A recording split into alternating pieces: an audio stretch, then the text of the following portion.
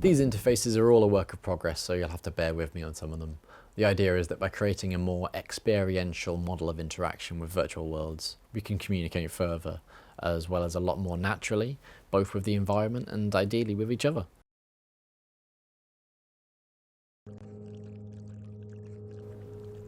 So this is the menu. Instead of a standard menu screen with a static list of options, this is an alternative approach where each of the shapes take you to a different level. I appreciate it might not be the best or the most conducive element for new users, but I really enjoy not knowing if or how something works.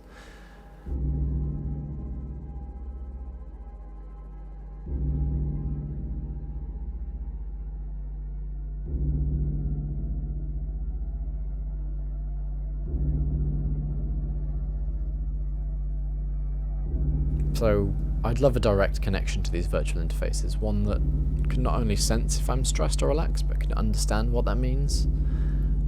These are more of a series of studies on interfaces I've been working on this past year, which coalesce my thoughts on transformative interfaces in general, as well as specific examples.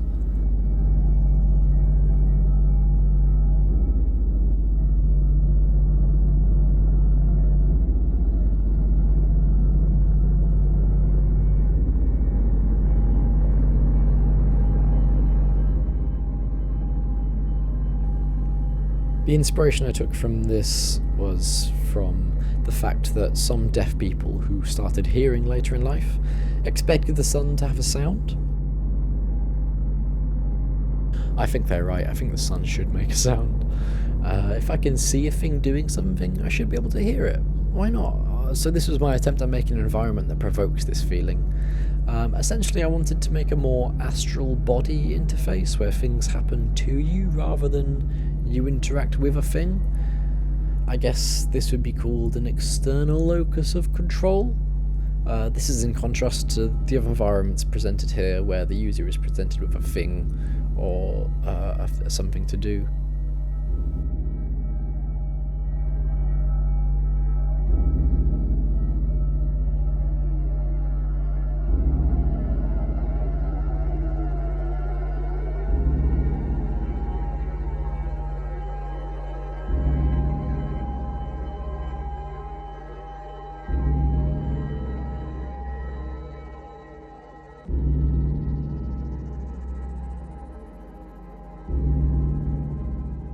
I use an open source circuit to detect and translate changes in my skin's conductance into MIDI notes, which I then use to generate notes, which I can then send to any program on my computer. I use my Braille computer interface, the emotive epoch, to operate the computer instead of a mouse keyboard, so by doing this I'm hopefully able to have a more natural response when playing a game. As well as, instead of the standard 10 digits, I'm utilising my stress and relaxation levels to give me a different element of interaction with the environments. So if I get too spooked or too stressed, the game will change accordingly, or that's the idea anyway.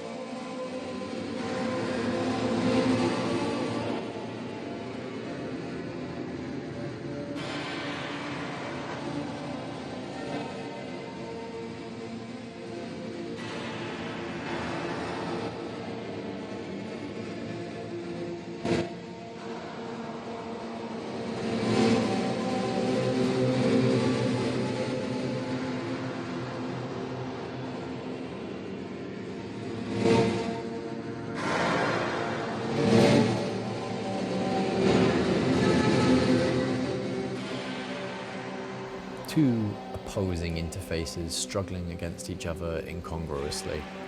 I wanted to give the impression of an object as an interface, an enormous disk as an interface for progression.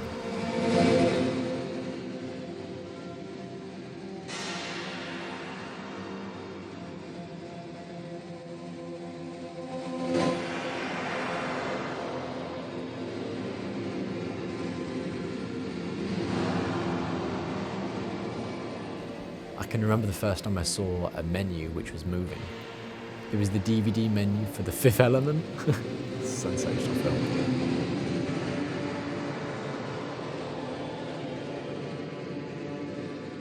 It had all the selections flying at the screen so that if you didn't click play movie in time, you had to wait for the menu to cycle back around. I remember thinking that if all menus can do this, why don't they have anything better than a flat and motionless image? I just want some nice shapes, some colours which communicate the same thing. Is that so hard? This is my attempt at answering that question. And the answer is yes. It is hard, yes.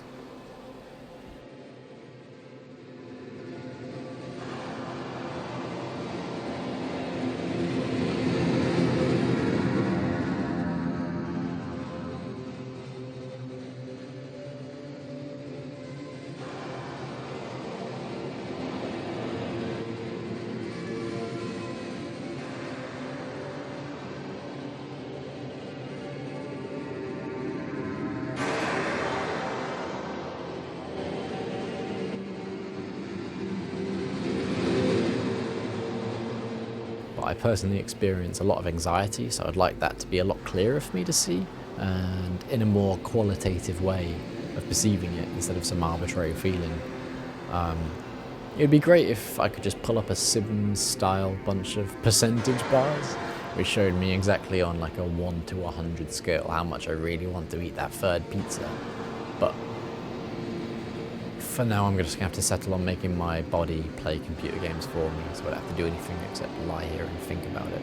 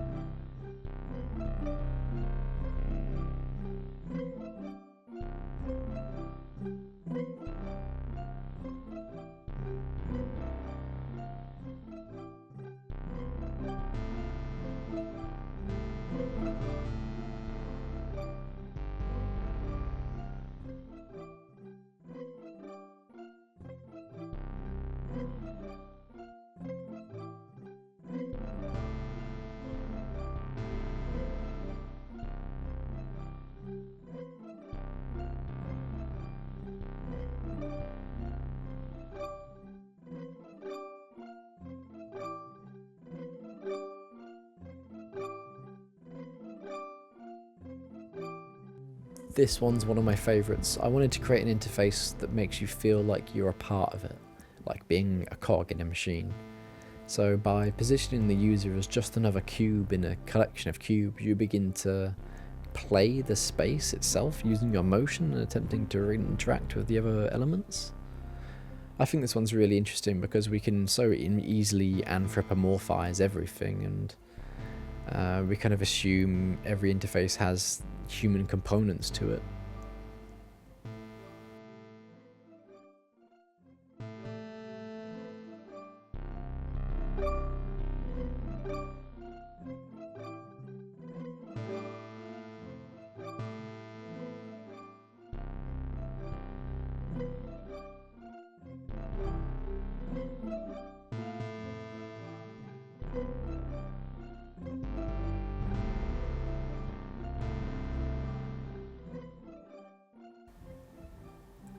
So you can see me in the bottom corner there, and what I'm doing sitting down on the floor is doing something called motor imaging, which is where you imagine a set of predefined movements in your mind, and the headset that I'm wearing is detecting those predefined movements that I'm imagining and sending those signals to the in-game environment, and it's telling it to, for example, you could tell it to change all the color. I've got it set to loads of different speed settings on this one. Once you've got a send and receive signal from your brain to the computer, you can really do anything that you want, really.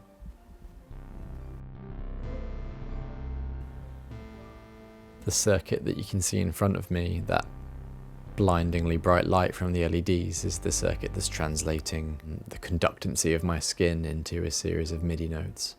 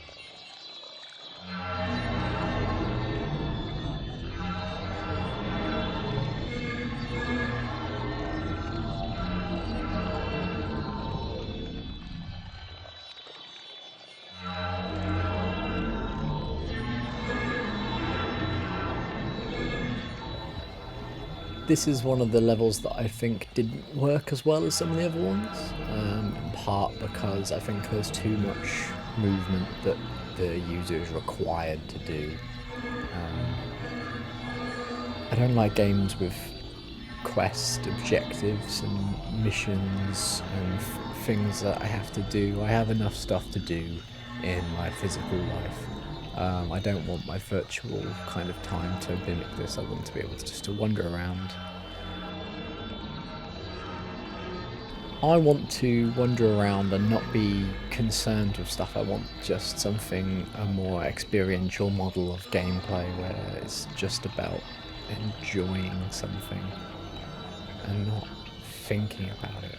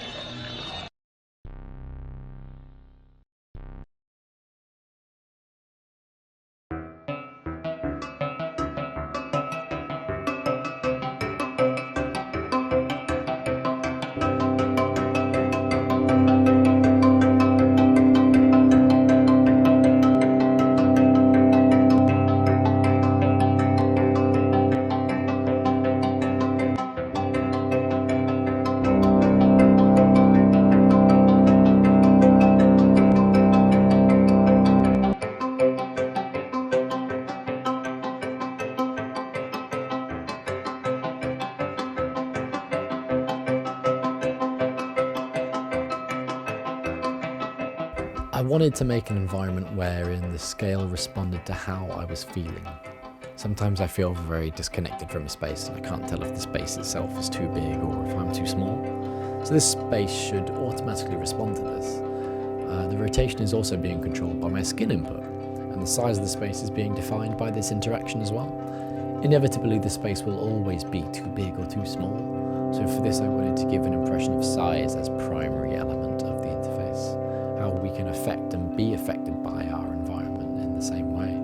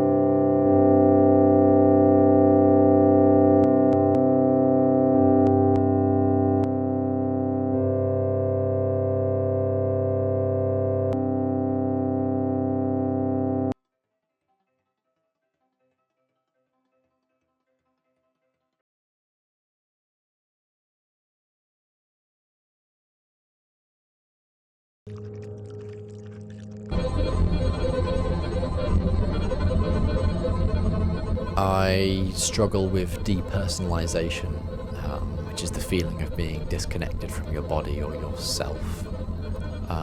More often than not, when I look at things, I can't immediately grasp what they are used for. Sometimes it can be a very alienating feeling, and I grapple most often with feeling very detached from social situations and objects as well.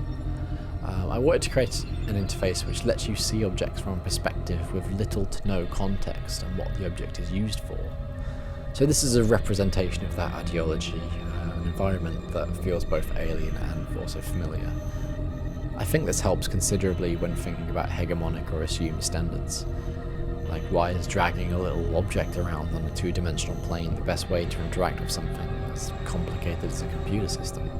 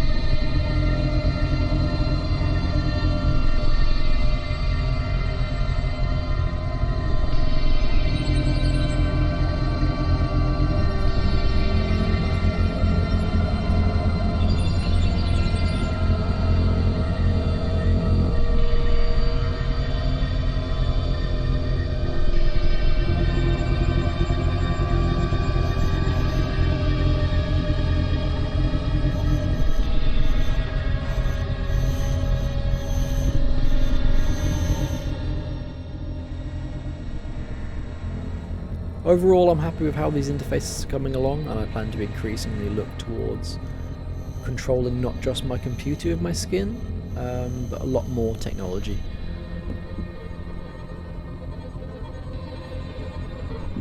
So my future plans for this is to incorporate the galvanic skin response into a fully immersive virtual worlds, being able to control and define the environment based on how a user feels about it. That's my end goal for this project. I also plan to record my dreams through the brainwaves and use that to describe or define effect space. I also want to modify a virtual reality headset to accommodate the usage of a brain-computer interface, because they both go on your head. In terms of future plans for the technology, I think it would be really interesting if future records were not just of a place, but of the experience and the time. I think it could be used to record like a multi-sensory recording of an event, showing not just the visual aspect but how it made a person feel. As we go further into the future, past events are increasingly vague and compared to today's standards. Future uses of VR tech would, I feel, in some way be about recording events holistically or recreating historic events in their entirety. The technology should aim to drive down interaction costs that impede human ability, like those of interaction communication. So I think in terms of the physical form factor, these headsets and setups are going to become increasingly portable and inexpensive to further broaden the audience, for which application will very soon become a necessity. But for this, there are so many ethical concerns. I can't even go into it. There exist various frameworks to guide us to the goal of ethical development and consumption of various virtual worlds. These are usually rooted in digital democracy and the ability to own your own data. Because if I'm going to start using brain-computer interfaces in my everyday experience of interaction, I cannot begin to explain the ethical issues with applying the data from this. Legally and socially, this is just an enormous minefield, and that's without considering all the user-centric ethical considerations like health-related side effects. The current state of consumer-grade brain-computer interface tech is far below having to consider the ethical quandaries of what it is to be human. Today, I feel that, like in early pharmaceutical science, brain-computer interfaces are most effective as a means to remove impairments in and increase evaluation of sensory data. But just like with pharmaceutical science, it will evolve slowly towards enhancing our physical abilities and cognition, adding onto our experience rather than replacing lost abilities. So the takeaway message I want to give you is that the time has come to begin biologically interfacing with our technology, to begin doing so, albeit tentatively and on our own terms. If you disagree with this, I would say to you that we already are doing it in a vast variety of ways. We're at the start of something large and irreversible. Thanks for listening.